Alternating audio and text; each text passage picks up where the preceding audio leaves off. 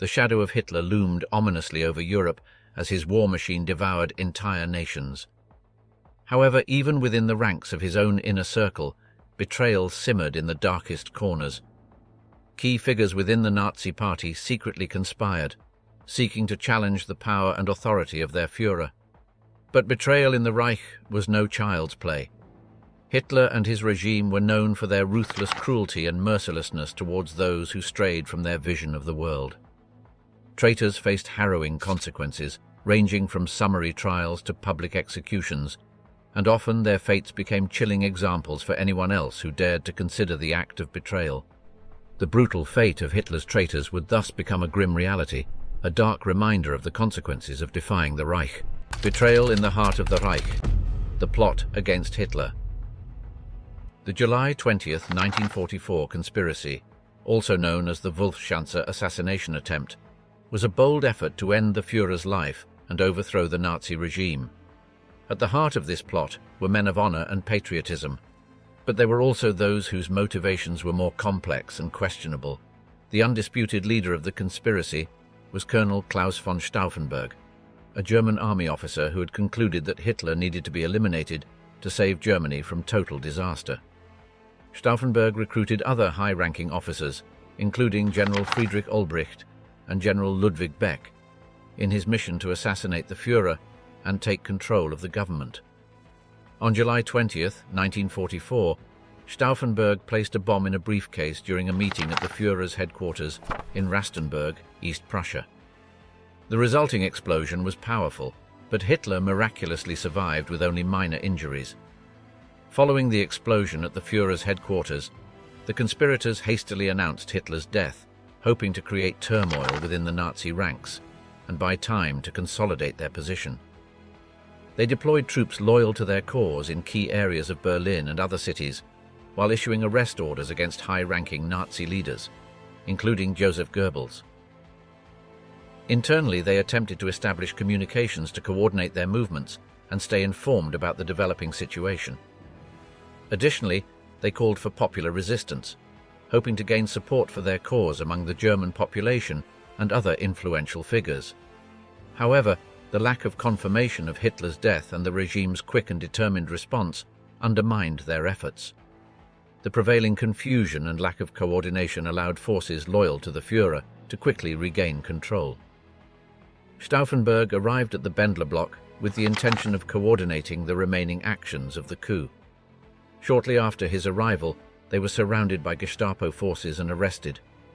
As news of the assassination attempt spread, the Gestapo, the feared Nazi secret police, launched a relentless manhunt to capture the conspirators. Some were arrested immediately, while others narrowly escaped. The search and capture operations were as precise as they were brutal. Teams of Gestapo agents stormed homes, workplaces, and even secret hideouts where the conspirators were hiding. Violence and intimidation marked these raids, with terrified families and entire neighborhoods plunged into fear. Once in custody, the conspirators faced hellish interrogations. The Gestapo spared no effort in using physical and psychological torture to extract confessions and details about the plot. Beatings, electric shocks, sleep deprivation, any method was justified in the search for information. Some conspirators, broken by pain and fear, gave in and confessed. They betrayed their comrades and revealed critical details about the plan in a desperate attempt to alleviate their own suffering. However, others resisted bravely, enduring the torment in silence and protecting their comrades as much as possible. The trials were little more than farces, shows designed to legitimize the executions that would follow. Regime-controlled courts issued guilty verdicts in record time, condemning the conspirators to death for treason. The sentences were carried out immediately, with public executions. Conspirators and executions, the fate of the traitors. As one of the main orchestrators, Stauffenberg faced a summary trial for treason. The process was swift, and he was found guilty of participating in the plot to assassinate Hitler and overthrow the Nazi regime. The sentence was death, and on the same day as the assassination attempt, July 20th, 1944, Klaus von Stauffenberg was executed by a firing squad in the courtyard of the Bendlerblock, the reserve army headquarters in Berlin. Along with him, several other conspirators were also executed that day in retaliation for their involvement in the plot. Lieutenant and adjutant to Klaus von Stauffenberg, Werner von Haiften, also planned alongside his chief, coordinating logistics and ensuring everything was in place for the crucial moment of the assassination attempt. On the day of the attempt, von Haiften accompanied Stauffenberg to the Wolf's Lair in East Prussia, where Hitler was holding a staff meeting. He carried the briefcase containing the bomb intended to kill the Nazi dictator. As Stauffenberg's adjutant, von Haiften was intimately familiar with the site's procedures and protocols, allowing Stauffenberg to place the bomb-laden briefcase under the conference table without arousing suspicion. After the bomb exploded, Stauffenberg and Werner von Haiften returned to Berlin to the Bendlerblock, the center of operations for the German resistance. Once at the Bendlerblock, Nazi authorities, alerted to the assassination attempt, began arresting the conspirators. Von Haiften, being a close collaborator and adjutant to Stauffenberg, was among those detained. Nazi security forces, including Gestapo members, raided and detained the conspirators at the site where they had planned the coup against Hitler. He was subsequently subjected to a summary trial for treason and sentenced to death. Haiften was executed in the courtyard of the Bendlerblock, alongside Stauffenberg, where much of the coup's planning had taken place, by a firing squad. However, Stauffenberg and von Haiften were not the only perpetrators of the assassination attempt on Hitler. Other significant officers and civilians, such as Henning von Tresckow, were also involved. Von Tresckow joined the resistance movement after witnessing Nazi atrocities in the Soviet Union during the German invasion. Convinced of the need to overthrow Hitler, he began actively conspiring against him, becoming one of the chief architects of the July 20th plot. Fearing reprisals, Tresckow attempted to conceal his role in the plot, but his involvement was discovered. As the Gestapo intensified their investigations, Tresckow realized he would soon be captured. Finally, to avoid capture and inevitable execution, Tresckow decided to take his own life. On July 21, 1944, a day after the failed attempt, he committed suicide on the Russian front by ingesting a cyanide capsule. As a German general and former chief of the German Army General Staff, Ludwig Beck was one of the principal conspirators in the July 20th plot. Beck's prestige and position within the army were instrumental in the planning and coordination of the conspiracy. His knowledge of military affairs and his authority among senior officers helped garner support for the conspiracy within the German army ranks. Additionally, Beck had been an outspoken critic of Hitler and his military strategy, making him a natural leader for those seeking regime change. Beck's role in the plot included preparing military plans to ensure control of the government after Hitler's assassination and coordinating the conspirators' actions within the army. He was arrested shortly after the failed assassination attempt and faced a summary trial conducted by the Nazi judicial system.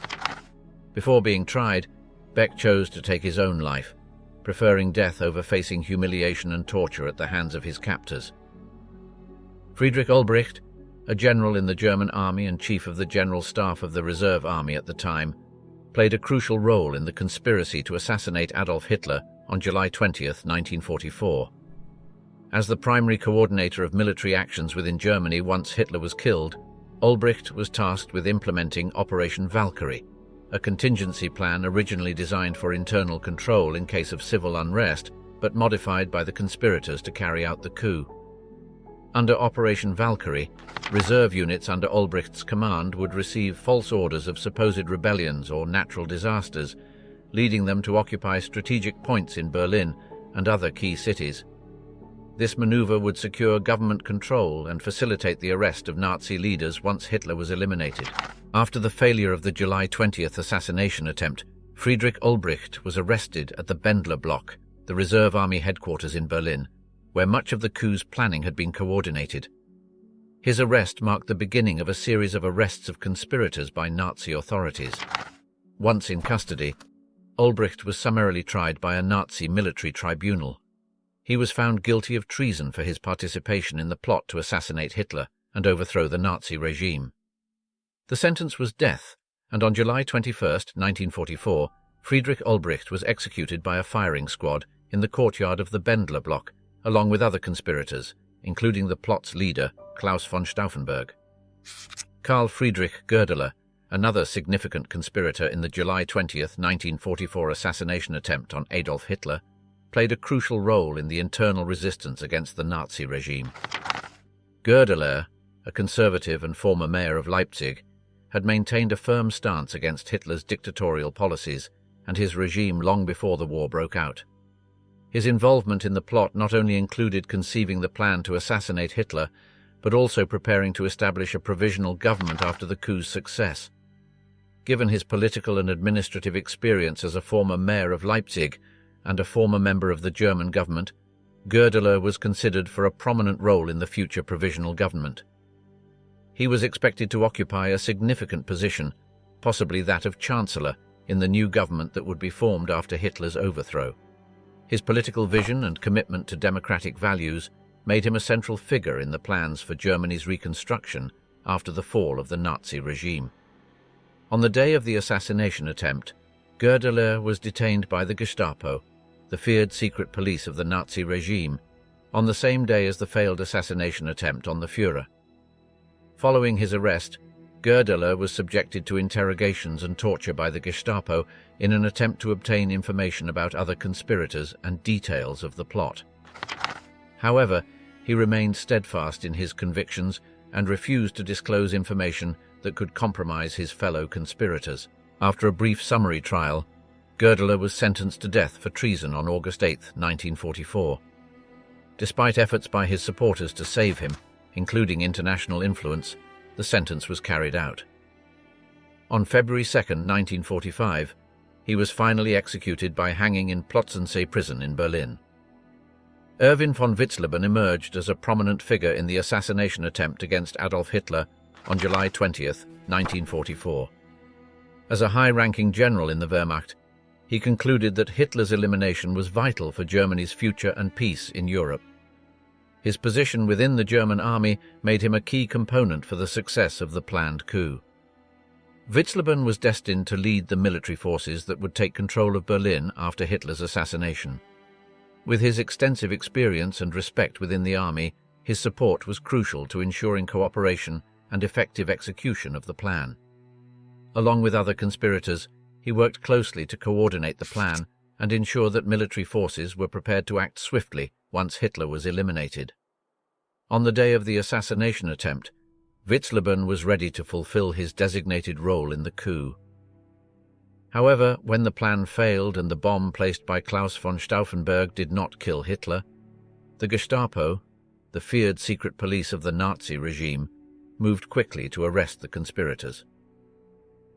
Witzleben was detained by the Gestapo on the same day as the attempt.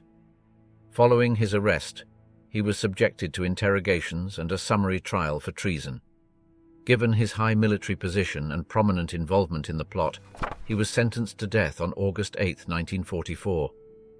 The sentence was carried out swiftly, and on August 8, 1944, Erwin von Witzleben was executed by hanging in Plötzensee prison in Berlin. The figure of Helmuth James Graf von Moltke stands out not only for his distinguished career as a jurist, but also for his courage and commitment to the German resistance against the Nazi regime. Although he did not participate directly in the planning or execution of the July 20, 1944 assassination attempt against Hitler, his role in the network of contacts and his influence within the resistance linked him to the plot. It is important to note that Moltke did not share the perspective of some of his fellow conspirators who advocated for violent methods to overthrow Hitler. Instead, he and his group of intellectuals and aristocrats, known as the Kreisau Circle, advocated for non-violent resistance based on ethical and moral principles. Moltke was a fervent proponent of the idea of a new democratic and humanitarian order for Germany after the fall of the Nazi regime. However, his position of opposition to the regime and his political activities placed him in the crosshairs of the Nazi authorities. Following the failure of the July 20th assassination attempt, regime security forces intensified their efforts to dismantle any form of internal resistance. Moltke was arrested by the Gestapo on January 19, 1944, before the assassination attempt in connection with his participation in subversive activities against the regime. During his detention, Moltke was subjected to interrogations and summary trials, facing accusations of treason and conspiracy against the state. Finally, on January 11, 1945, he was sentenced to death by the Nazi People's Court in an unjust and biased judicial process. A few months after the assassination attempt on January 23, 1945, Helmuth James Graf von Moltke was executed by hanging in Plötzensee prison in Berlin. Hans Oster, a high-ranking officer in the Abwehr, the German military intelligence agency, played a crucial role in the organization and execution of the plot against Hitler. His influence and knowledge within the Abwehr made him one of the primary organizers of the July 20, 1944 assassination attempt. Working closely with other conspiracy leaders like Klaus von Stauffenberg and Friedrich Olbricht, Oster significantly contributed to the planning and coordination of the plan to assassinate Hitler and overthrow the Nazi regime. As an expert in military intelligence, Oster provided crucial logistical and intelligence support for the plot. He facilitated communication between the conspirators, ensuring that the details of the attack remained secret and that operations were carried out effectively. His position within the Abwehr also gave him access to resources and military personnel used in the attempt to overthrow the Nazi regime. Although Oster was not directly involved in the physical execution of the assassination attempt, his participation was fundamental to the organization and success of the plan. His experience and strategic skills were invaluable in ensuring that the assassination attempt was carried out with the utmost precision and effectiveness. After the failure of the July 20th attack, Oster was arrested by Nazi authorities and subjected to interrogations and torture by the Gestapo, the regime's feared secret police. The Gestapo was determined to obtain information about the conspiracy and other potential conspirators, and used brutal methods to extract information from Oster. However, despite extreme pressure, Oster remained steadfast in his loyalty to the cause and refused to reveal details that could incriminate his fellow conspirators. Eventually, Oster was tried for treason in a Nazi military court and sentenced to death. He was executed by hanging on April 9, 1945, just weeks before the end of World War II. His execution took place in Plötzensee prison in Berlin. Fritz Dietloff von der Schulenburg, a diplomat and retired officer in the German army, was driven to join the internal resistance against the Nazi regime due to his deep concerns about the direction Germany was taking under Hitler's leadership. As someone with extensive experience and a privileged perspective on international affairs, Schulenburg witnessed firsthand the damage and destruction caused by the regime's aggressive and brutal policies.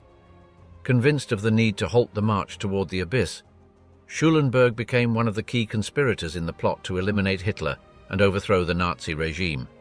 His active participation in the planning and organization of the July 20, 1944 assassination attempt reflects his unwavering commitment to the cause of freedom and justice. In addition to providing logistical and moral support to his fellow conspirators, Schulenburg used his influence and diplomatic connections to seek the backing of foreign powers in case of the plot's success, demonstrating a strategic vision and commitment to the cause beyond Germany's borders. However, after the plot's failure, German security forces launched an intense search for the conspirators. Schulenburg was quickly identified as a participant in the plan and arrested without delay. Subjected to interrogations by the Gestapo, the Nazi secret police, Schulenburg bravely resisted the pressure and torture designed to extract information about the conspiracy and other potential conspirators. Despite the brutality and coercion he faced, Schulenburg remained steadfast in his commitment to his ideals and refused to betray other members of the group. However, justice under the Nazi regime was relentless. After being tried for treason in a Nazi military court, Schulenburg was sentenced to death. On August 10, 1944, just weeks after the assassination attempt, he was executed by hanging in Plötzensee prison in Berlin. Hans Gisevius, a German civilian official and member of the resistance movement against the Nazi regime, played a crucial role during the July 20th assassination attempt. Gisevius, who worked in the Reich Ministry of the Interior, was involved in the conspiracy from its early stages. He used his position to facilitate logistics and communication between the conspirators, as well as to provide internal information about troop movements and Hitler's plans. On the day of the assassination attempt, Gisevius was not present at the Wolf's Lair in Berchtesgaden, where the assassination attempt took place. However, he played a crucial role in the events following the plan's failure, helping to coordinate the escape of some conspirators and contributing to the dissemination of information about the resistance both within and outside Germany. After the failed attempt, Gisevius went underground until January 23, 1945, when he escaped to Switzerland using a passport that had belonged to Karl Deichmann, brother-in-law of German Count Helmuth James von Moltke.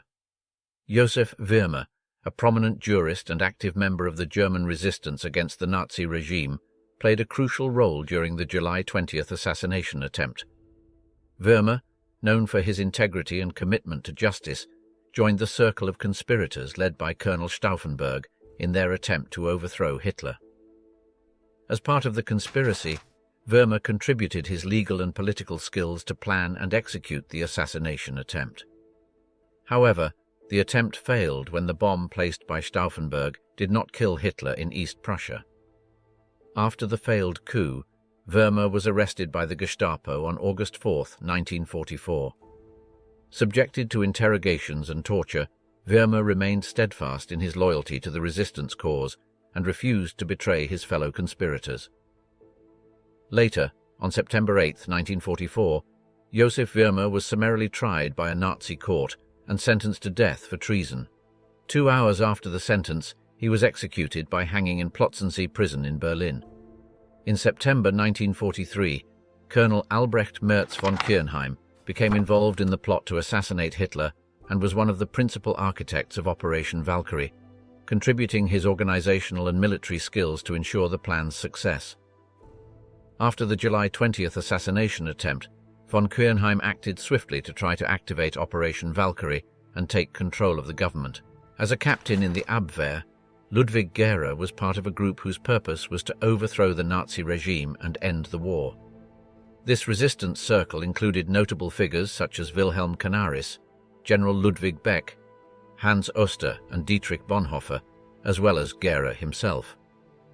Gehrer was aware of the preparations to assassinate Hitler under Henning von Treschow by March 1943.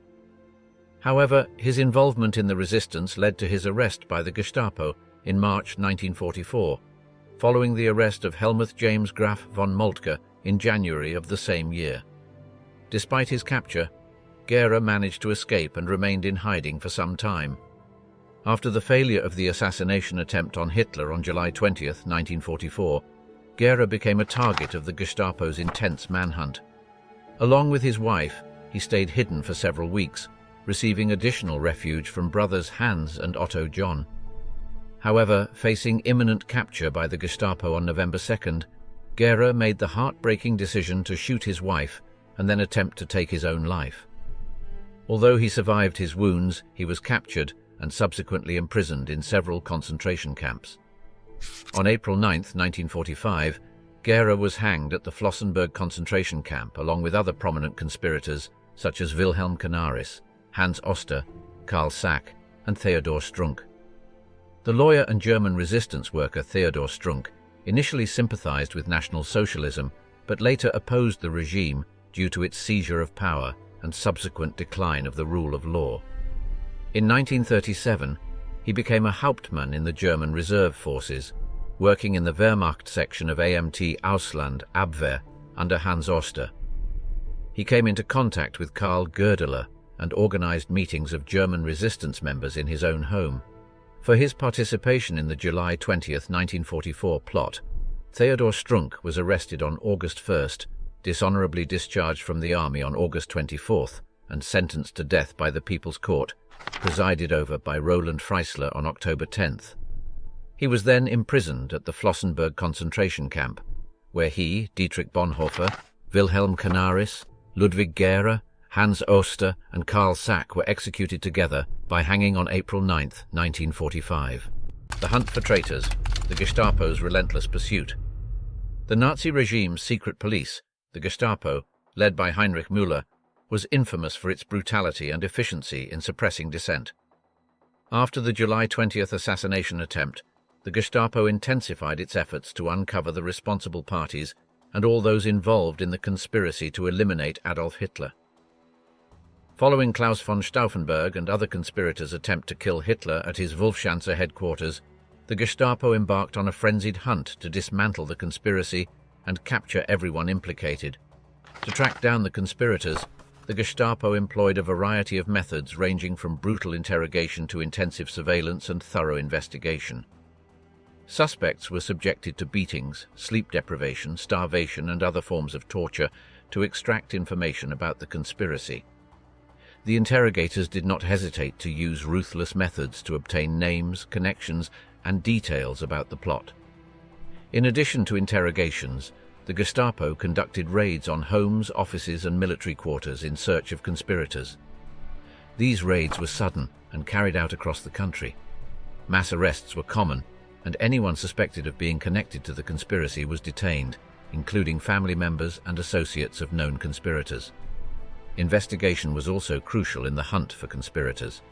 The Gestapo examined correspondences, financial records, and any other evidence that could reveal links to the German resistance or foreign organizations. They left no stone unturned in identifying everyone involved in the plot. They also used surveillance as a tactic, intensifying monitoring of suspected individuals, using wiretaps and other methods to track their activities. The focus was not only on the main conspirators, but also on their associates and anyone who might be connected to them. However, the most effective method for their investigations was the extensive network of informants and infiltrated agents who gathered information on potential conspirators. These informants operated in various social circles and organizations, including the army, the aristocracy, and resistance groups. Often these informants provided crucial information about the movements and activities of the conspirators, helping the Gestapo locate and arrest them. The Justice of Terror, Roland Freisler, and the hunt for traitors in the Third Reich. Roland Freisler was a prominent jurist and Nazi official during the Third Reich. In 1933, he was appointed Secretary of State for the Prussian Ministry of Justice of the German Reich. By 1942, his loyalty and dedication to the National Socialist Party allowed him to rise through the administration, eventually becoming the president of the People's Court, Volksgerichtshof, a special tribunal established by the Nazi regime to try cases of treason, political dissent, and other offences considered enemies of the state. Upon obtaining this position, he was granted almost unlimited power over the country's judicial system.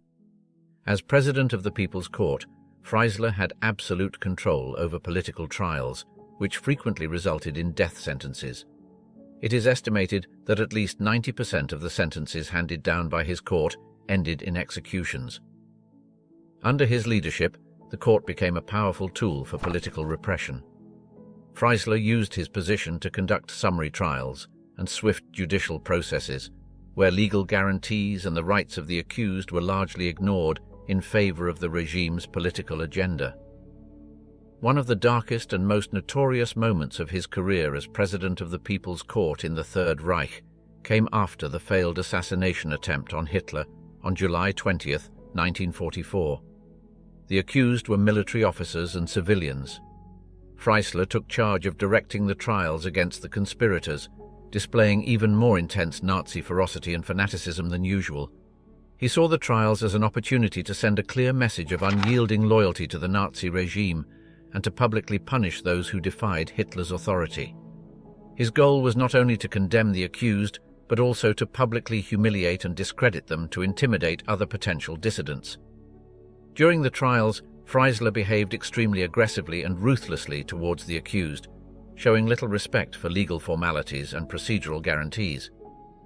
He interrogated the accused in a hostile manner, insulted and belittled them, seeking to demonstrate his moral and political superiority over them. The judicial proceedings were swift and the sentences predictable. The vast majority of the accused were sentenced to death. Freisler did not allow any effective defense by the accused and did not tolerate any show of remorse or regret. For him, these trials were an opportunity to reaffirm the regime's authority and eliminate any potential threat against it. The climax of these trials came with the summary executions of many of the accused, including the plot leaders like Klaus von Stauffenberg and other high-ranking officers. Freisler witnessed these executions with a mix of satisfaction and contempt, viewing them as an act of justice against those who dared to challenge the Nazi regime. Roland Freisler died during an Allied bombing in Berlin on February 3, 1945. At the time, he was presiding over a trial in the People's Court. During the hearing, an Allied air raid struck Berlin, hitting important government buildings, including the one housing the People's Court. The bombing was so sudden and devastating that the courtroom could not be evacuated in time. Freisler, along with others present in the building, was trapped under the rubble when the building was hit by a bomb. It is said that Freisler was found dead under a column with a case file in his hand. In the months following the failure of Operation Valkyrie, the political and military landscape of Nazi Germany descended into a state of chaos and mistrust. This period was marked by a series of betrayals and conspiracies that shook the foundations of Hitler's regime. Within this turmoil, prominent figures were dragged into a complex web of questioned loyalties and unbridled personal ambitions. Many people within the party suddenly found themselves under scrutiny. Military leaders, politicians, and civilians whose fates became entwined in a whirlwind of intrigue and difficult decisions. Some of them, like high-ranking military officers and important political figures whose ties to the Führer were deeply rooted, found themselves trapped as the war was already lost. Consequently, generals and Hitler's close circles began prioritizing their own survival, even if it meant disobeying and betraying the already deteriorating German leader. Members of Hitler's inner circle became embroiled in a struggle for power and survival amid the regime's collapse. Internal rivalries and palace intrigues became commonplace as each individual fought to secure their place among the ruins. Additionally, there were those who rose as dissenting voices within the Nazi state apparatus, openly challenging the regime's policies and actively seeking its downfall. High-ranking German army officers, unmasked traitors. Among those affected by the aftermath of the July 20th assassination attempt, the most notable was German General Erwin Rommel, known as the Desert Fox, who was indirectly implicated in the plot against Hitler due to his supposed association with some of the Valkyrie conspirators. Although he did not actively participate in the planning or execution of the plot, rumors suggested that Rommel was aware of the activities of some conspirators and maintained contacts with them. One aspect linking Rommel to the Valkyrie plot was his position in the German army and his prestige among the military.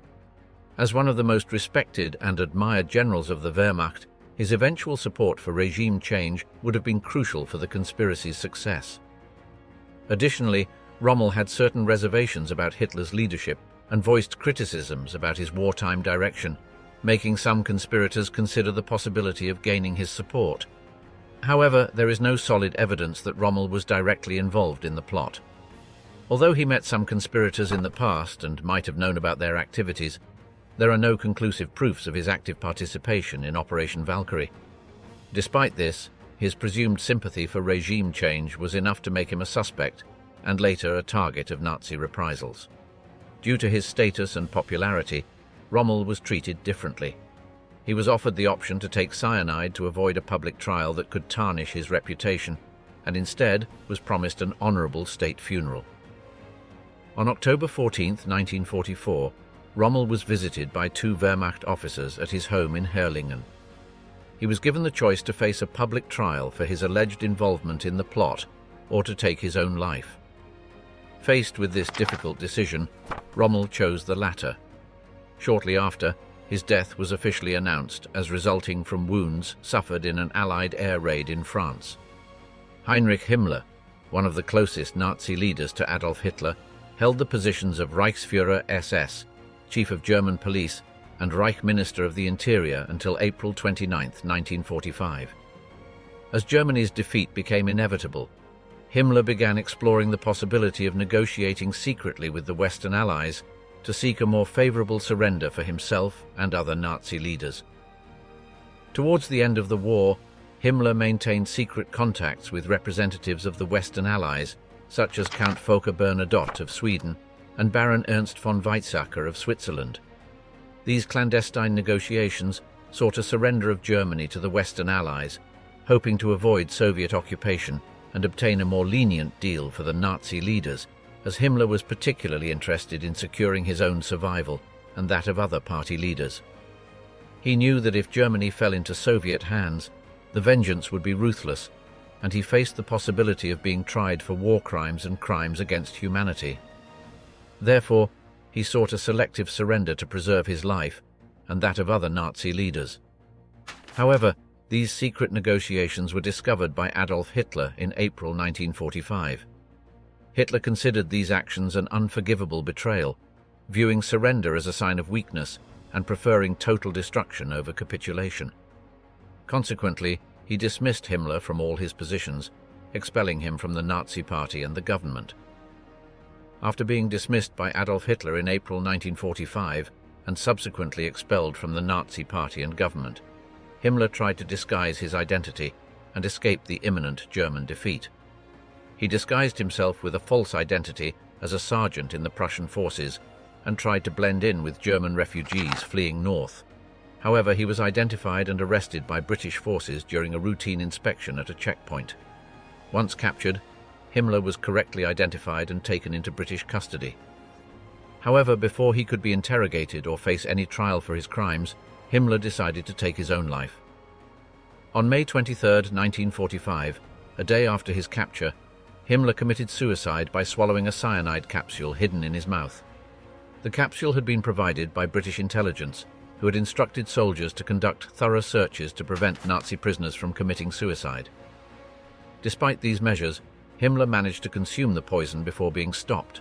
With the Red Army advancing from the east and approaching Berlin, the Reich's capital, Hitler, facing the reality of defeat, decided he preferred to die rather than fall into enemy hands. On April 22, 1945, in the Führer bunker in Berlin, Hitler revealed his decision to commit suicide to his closest collaborators, including one of the regime's most prominent leaders, Hermann Goering. At that time, Goering, aware of the Nazi regime's inevitable fall, decided to act accordingly. The commander-in-chief of the Luftwaffe, in a move interpreted by Hitler as betrayal, sent a telegram to the Führer asking for permission to assume control of the Reich if Hitler could no longer govern. In his message, Goering claimed he was acting in the country's best interest, and that his goal was to ensure an orderly transition of power at a critical moment for Germany. However, Hitler saw the telegram as an attempt by Goering to usurp his authority and take control of the country. In response, he stripped Goering of all his positions and titles, expelled him from the Nazi Party, and ordered his arrest. After Germany's surrender in May 1945, Hermann Goering was captured by Allied forces. Goering tried to evade capture and fled to southern Germany. However, on May 6, 1945, he surrendered to US troops near Rastatt, Bavaria. He was arrested and placed under Allied custody. After his capture, Goering was charged with war crimes and crimes against humanity, and was one of the main defendants in the Nuremberg trials, an international military tribunal established to prosecute Nazi leaders. During the trials, he was sentenced to death, and on October 15, 1946, a day before his scheduled execution, Hermann Goering avoided the gallows by taking a hidden cyanide capsule. He died in his cell at the Nuremberg prison. In early 1945, the situation in Germany was desperate, with the country on the brink of total collapse and Allied forces advancing rapidly from the west and east. Hitler retreated to his bunker in Berlin, aware that the battle for the city would be the final battle of the war. Meanwhile, Hermann Fegelein, an SS officer and brother-in-law of Eva Braun, Hitler's wife, abandoned his post in the Führer bunker, apparently determined not to partake in what he saw as a suicidal pact. Peter Hogel, deputy commander of the Reich Security Service, was sent to search for Fegelein. He was found in his Berlin apartment, preparing to flee to Sweden or Switzerland. He was arrested and found in possession of a significant amount of cash and jewelry, some belonging to Eva Braun. Additionally, documents were discovered implicating Heinrich Himmler's attempts at peace negotiations with the Western Allies. When Hitler learned of these events, he became enraged and ordered Himmler's arrest, sensing a connection between Fegelein's disappearance and Himmler's betrayal. Fegelein was brought back to the Führer bunker, where he was interrogated about Himmler's plans. Due to Fegelein's refusal to cooperate and his drunken state, Hitler ordered that he be stripped of his rank and transferred to a combat group to prove his loyalty in battle. However, Fegelein's death is shrouded in discrepancies. Some accounts suggest he was executed in the garden of the Reich Chancellery on April 28th, while others claim he was subjected to a court-martial and subsequently executed by a member of the Sicherheitsdienst the same night. In September 1943, Hannah Solf, widow of Wilhelm Solf, Minister of the Colonies under Emperor Wilhelm II and former German ambassador to Japan, was implicated in the Solf Circle, an anti-Nazi intellectual movement in Berlin. During a tea party hosted by Hannah Solf, a new member, a doctor named Paul Rexer, who turned out to be a Gestapo agent, was included in the inner circle. This unfortunate event led to the downfall of the German military intelligence organization Abwehr, along with the head of German army intelligence, Wilhelm Canaris. Members of the Solf Circle fled, but all were captured on January 12, 1944, and executed, except for Hannah Solf and her daughter. Among the dead was Otto Kiep, who had connections with the Abwehr.